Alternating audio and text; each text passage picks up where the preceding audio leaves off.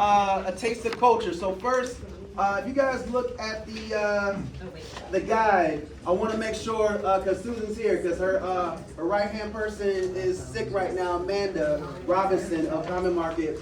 She coined the phrase taste of culture. So I just want to make sure that's known, because I wasn't a genius making that name up. It's really catchy to me. This series, I really had it with the intent of it being for Black History Month, and I really wanted to challenge how history is told and the narratives that are there. So, have you, if you guys can tell me, like, did you guys talk a little bit about the problems? If you guys didn't, it's okay, because you guys are just okay. So, go around each piece. So, I guess, what is something? Can somebody tell me, like, what is something? Oh, you can say something? I want to say we're getting ready to pack up, so if anybody want a round two, we're getting ready to pack up. We gotta beat the storm. Snap. I know, right? No, it's okay. He needs a plate. Jacob played. Yes. Yes. Yes. Okay, I got it. Oh, wow. That was about to be okay.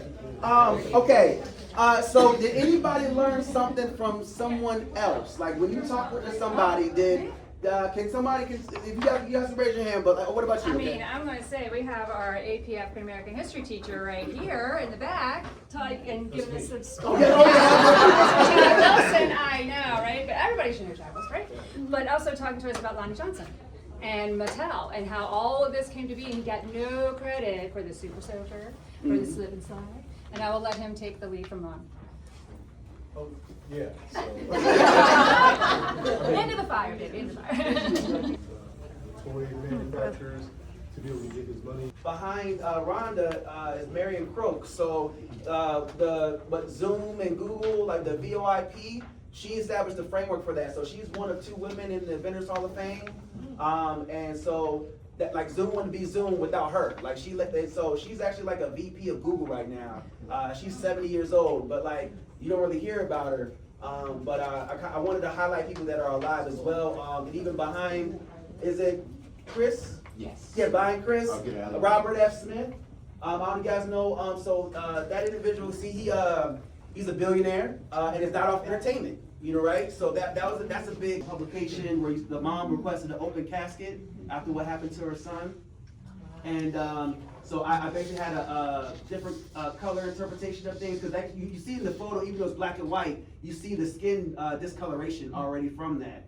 So I know it wasn't in color, but I was trying to imagine if it was in color, and then just even depicting with, like it wasn't Time. Time wasn't the magazine that it was out there, but I kind of was like, this is time worthy, I feel. So, and also Time is like a double meaning with the piece. So I think that was the big thing of me picking different figures that would say different things. I would be delighted to, and let's talk. Adrian, yes, I think that is fantastic. I love, but I think that you said it right in terms of, you know, how art brings us together, how it breaks down barriers, it makes us see new things, and it makes us relate in different ways and lift up.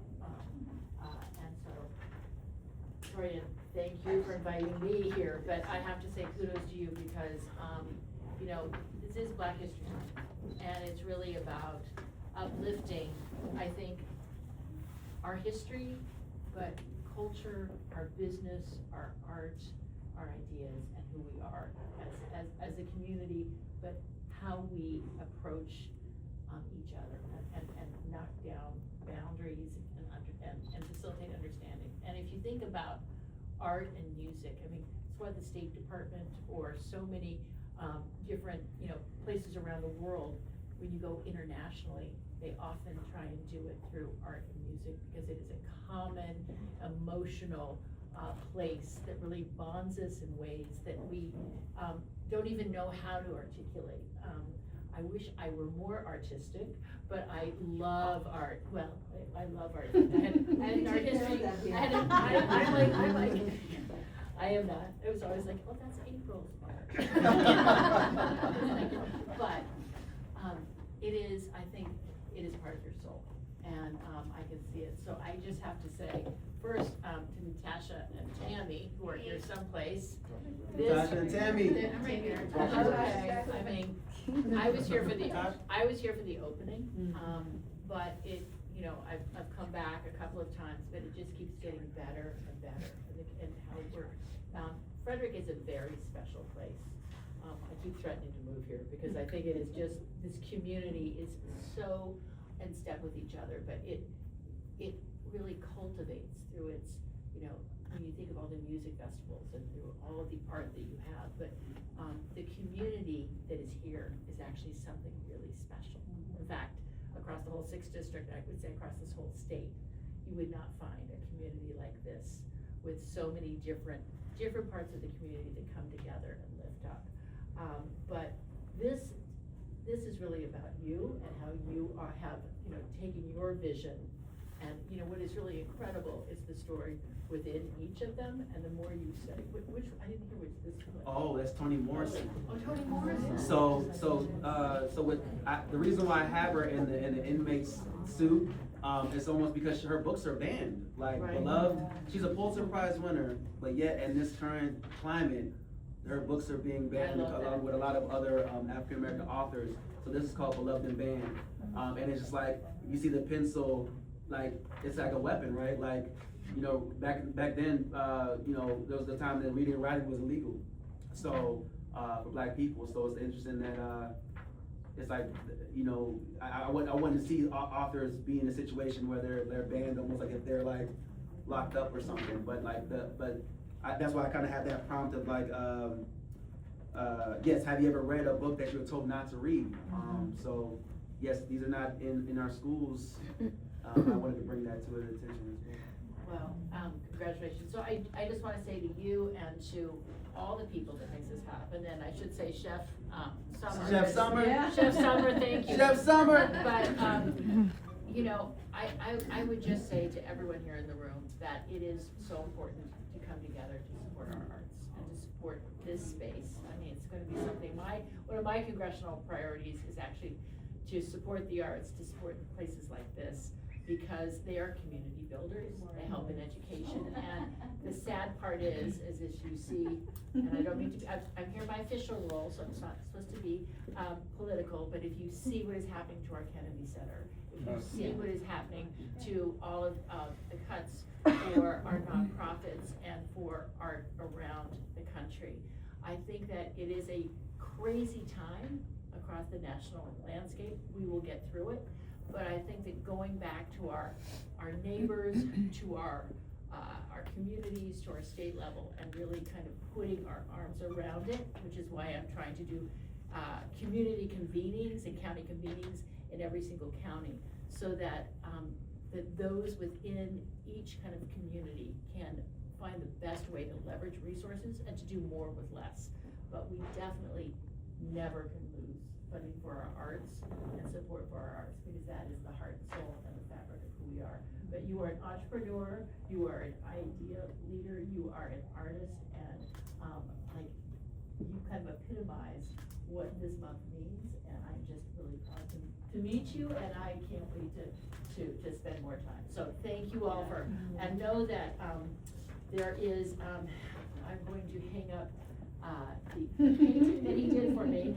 We're going to put it in our Capitol Hill office, and then and then also the district office. So that was very sweet. So thank you very much.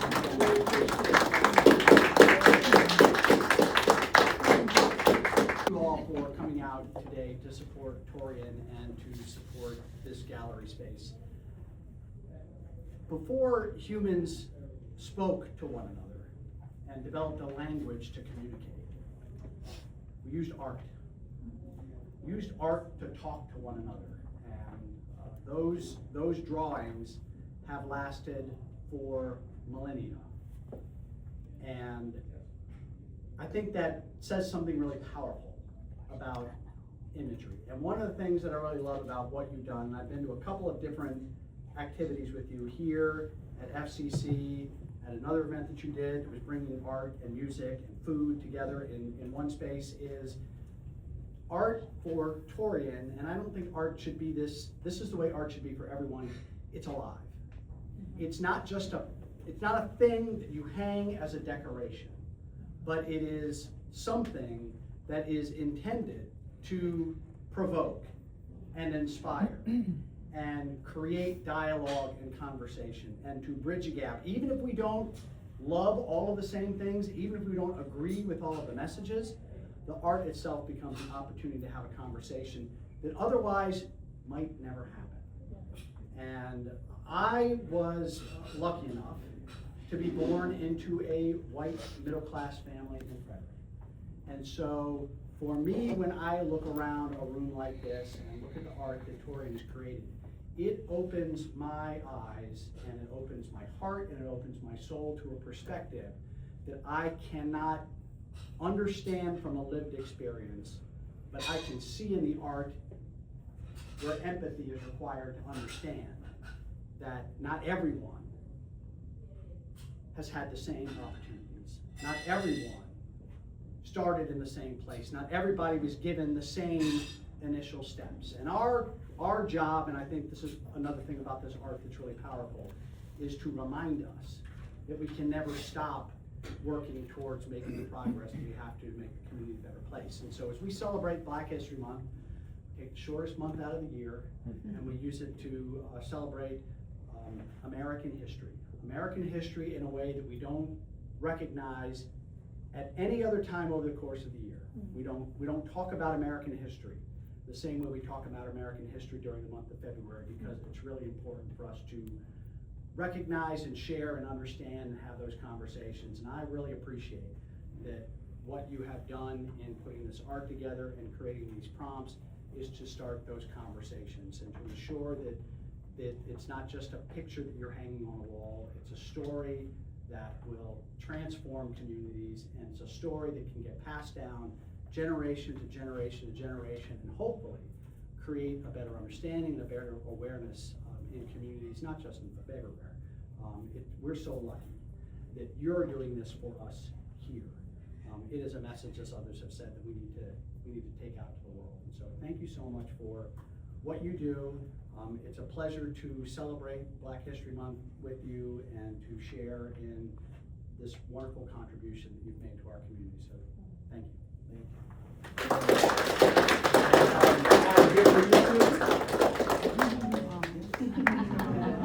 So this is actually for the mayor right here. This is his piece.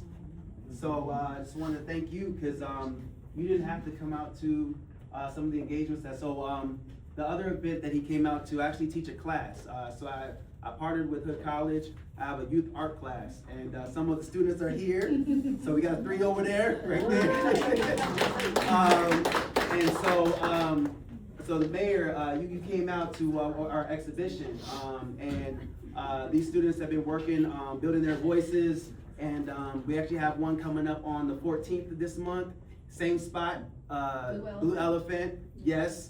And these guys are gonna be talking about their work. They're gonna be selling their work. So I just want to thank you just for everything. So I wanted to make a piece for you. So hopefully you can have in your office, maybe. Absolutely. I don't know. Absolutely. Yes. Yeah. It's clearly from a place